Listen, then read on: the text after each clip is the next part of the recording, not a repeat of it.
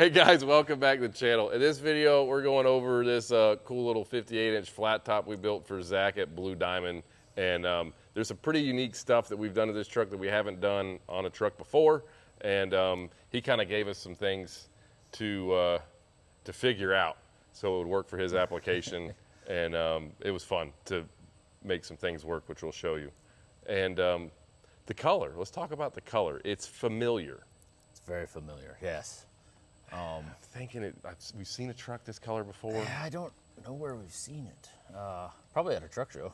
I think so. Yeah. Listen, we're talking about the PDI truck. This one is also processed blue. It's got a red frame, and we love that color anyway. And with this red frame, it's pretty awesome. All the guys in the shop, including myself, we kind of nicknamed it the Superman truck when we were working on it. And I don't know, it's pretty cool. And there's some neat stuff with this that we've never done. So we're just gonna flip the camera around, pull the truck outside, and show you guys all the stuff. All right, so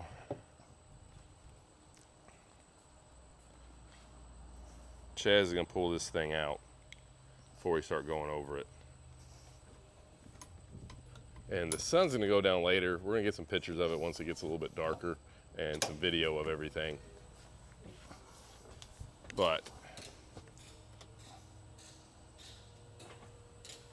we gotta just get her outside first.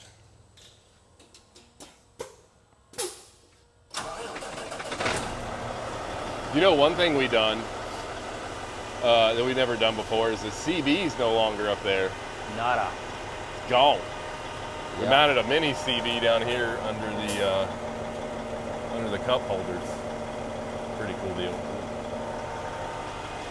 But all right, I'll let you move it.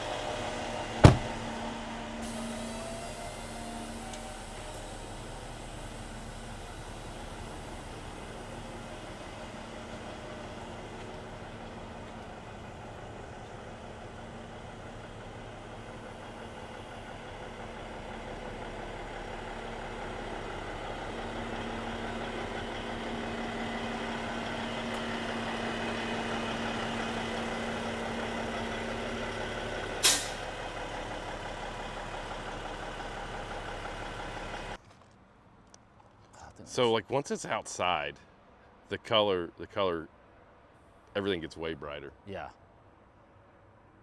This color's crazy. It is such a cool color. So let's talk about stuff we've done on this truck. So there's some things here that we've done differently on this particular 589 that we haven't done on other ones. We'll go over some of those in this video, but one of them right away is, so this truck's on 24.5s. With tall rubber, which poses a lot of fun when you're mounting fenders like this on it. And that's one thing we'll go over is the bracketry we did for the, I say we did, but the bracketry you did. Yeah. On the back. And then because the truck sits up a little taller and everything else, the bumper for this one's actually a 22-inch bumper versus a 20-inch bumper. And it's blind mounted with toe pin holes in it, which look really good.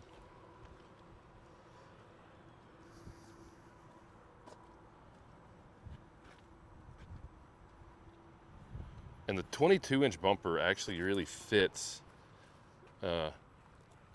size-wise, it fits the truck well. Yeah. It doesn't really look good, it doesn't look ridiculous or anything at all. Right. Then we did on the grill, we just did a smooth grill with no grill bars in it. Obviously, we did firewire headlights and turn signal bulbs in this, like we do on pretty much every truck. Desperado visor, painted the inside of it to match, and then. I don't think, Chaz, we've done this light setup on a 589 yet. I don't think so. I think it's usually 5 in the centers. Yep. So this one we did 3 tight in the center, 2 far out, which looks really good on this thing. It's got 7-inch stacks on it.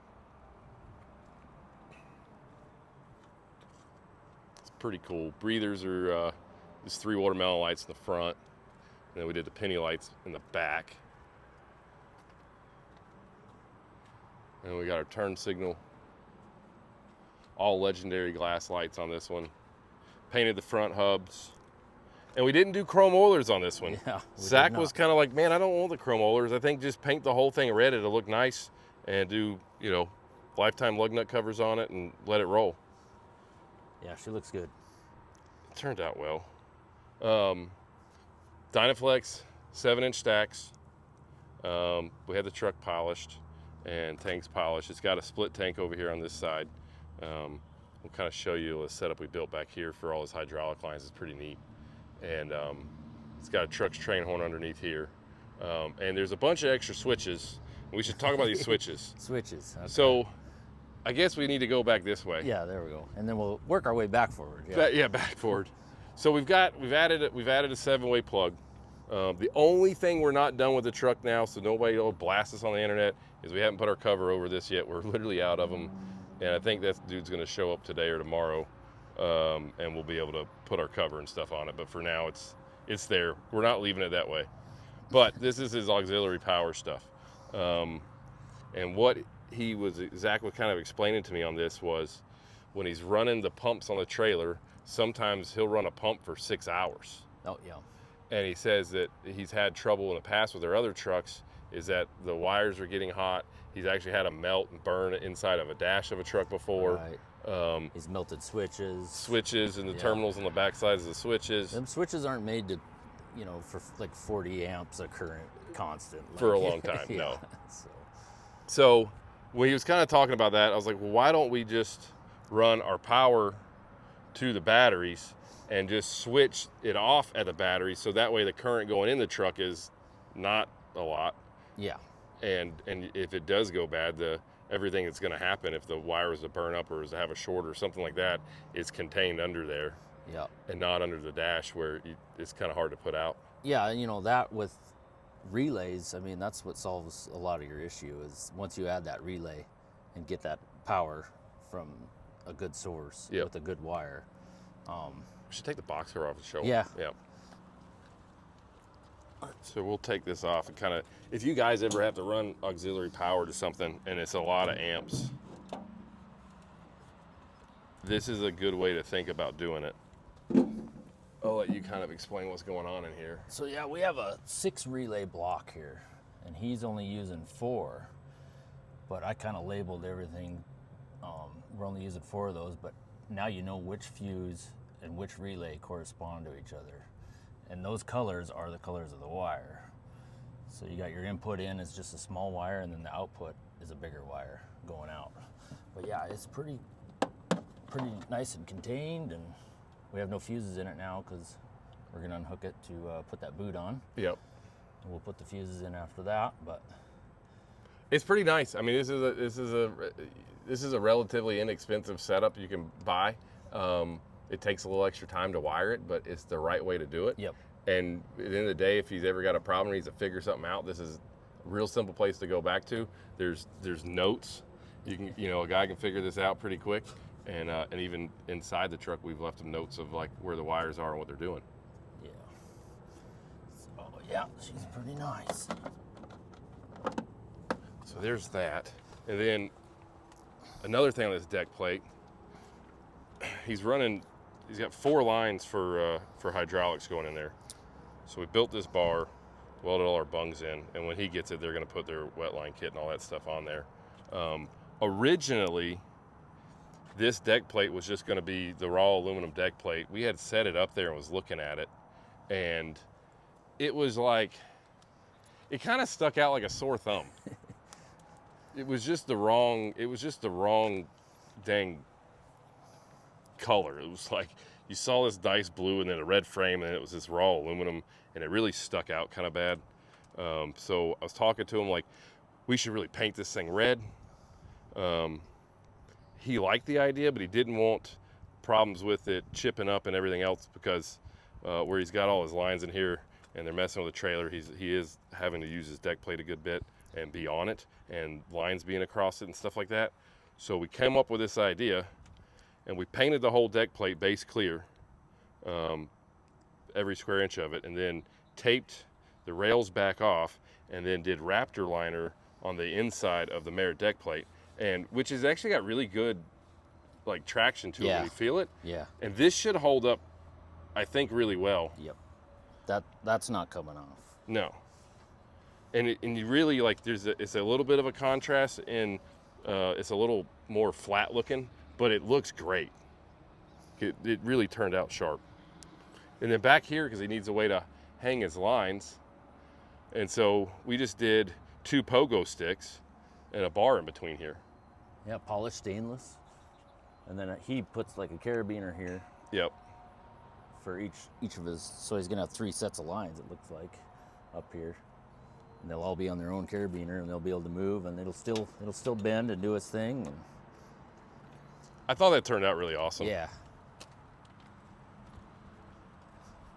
So it's just one of the things, like when we're working on trucks, talking to the customer and trying to figure out like maybe struggles they had with other trucks and things you may learn, like, this was a problem, like come up with solutions. And I think with like the way we done the wiring and the way we did this deck plate, that part of it's pretty cool. Yeah, and then stuff like that wiring, now that we'll probably just do a lot more things like that, just because we know it's a problem now. Yeah. Because somebody said something. So I never would have, like when I was talking to him, he's explaining, he's like, yeah, we'll run 6-7 hours sometimes, and it's just way too much current. If you like, well, there's an easy way to fix that. Right. But I never thought about it being a problem. So that's the deck plate. Talk about the fenders. So this is the first set of fenders we put on a truck like this from Shift as like a full fender. They're pretty awesome looking fenders. Yeah, Shift fiberglass fenders. And you're not supposed to put them on a 24/5, right? No, they don't. I mean, when you measure these tip to tip in the space, and you can see in here, there's not, the light's not going to be very friendly with us. Well, there's more room now There's more room now. But we had to really modify and make the bracketry for this to work. I think if we go over here to this side, Chaz, because it'll be out of that sun, this thing will do a lot better trying to show it off. Yeah, that's a lot better. So now you can see in here. The deal is you need some space right here, because when the axle's going, this wheel's going down the road, this axle's dropping down, the chassis picking up, and inherently it's like coming forward. Yep. And these brackets will get into the tires. It becomes, you don't have a lot of room to play with. So we actually took the Shift brackets, modified those, and then added our tubing, which you can see in here. And then we had to take that Shift bracket and we put it in a press brake, and we added some angle this way, so that going across in the front, it pulled it away from the tire. And then we had to cut the lip of it off that would be going back towards the tire. And then Chaz welded this pipe on here, going all the way across. And we broke it in the middle, and it bolts together. This is done, to keep the bracketry like real solid. But if you ever had to work on this or take this bracket off, or they're doing an alignment and this is in the way, you're not fighting it on both sides and having to take all of this off. You can just unbolt this center bar, and then you can take that bracket right off. Which I don't think that thing's going anywhere. No. No. It's pretty solid. And there's plenty of room. Like, we've driven it. Everything worked out good. I don't know. It's pretty dang slick. And you got your center mounting bracket in here. But overall, the fenders look awesome. Going over the rear brackets. Usually these rear brackets, so you don't have to modify these because you kind of put them wherever you want. So we didn't have to cut anything or modify them. But one thing I did do on this one is I followed the curve of the frame. Usually I just cut these off straight, flat, like they would be from Shift. Yep. But I put a little angle in there, and it really stands out real nice. It's nice and clean. It looks really good. Your 4 bolts, it's not going anywhere. Ties together well. We did a 16-inch rear center panel. 5 lights. Those are just trucks lights in there. We got our hidden reverse light under here, which I think you can see it.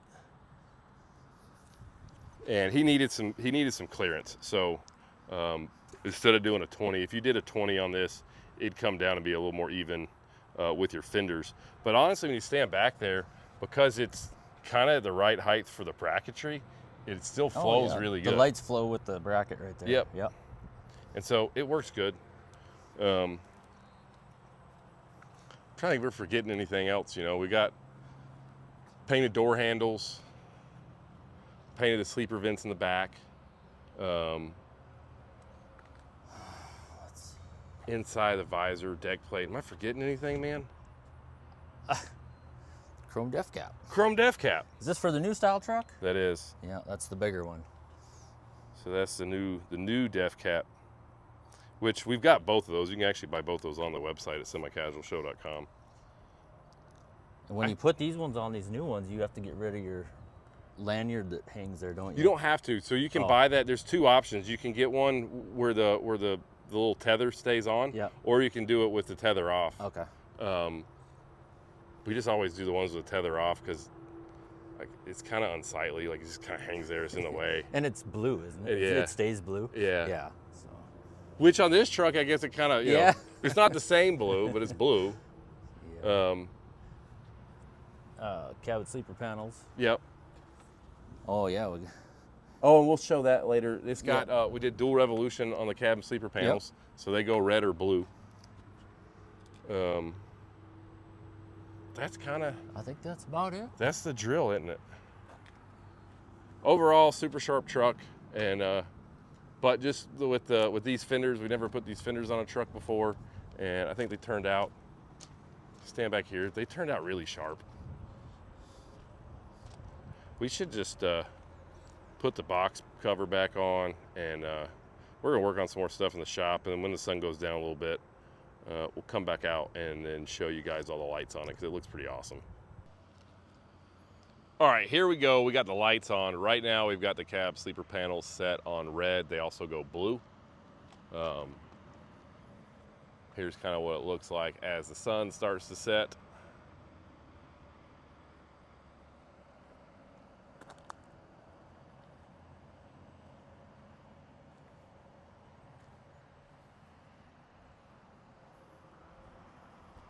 The red lights look good on the sleeper.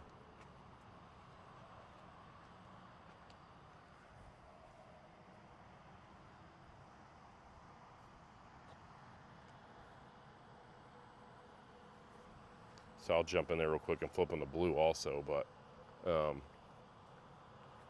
I kind of dig the red.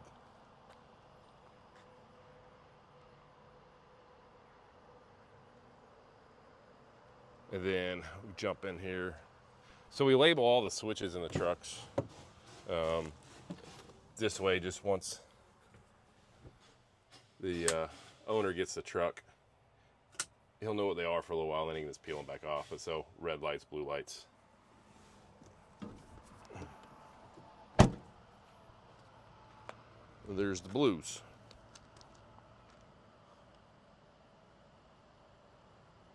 I think I like the red the best.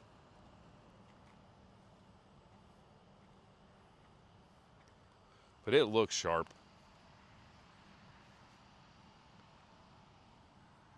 It's got a really good presence on the front side. And over here, there's a little less light from the shop spilling out. You can see how far that blue light goes out from the truck.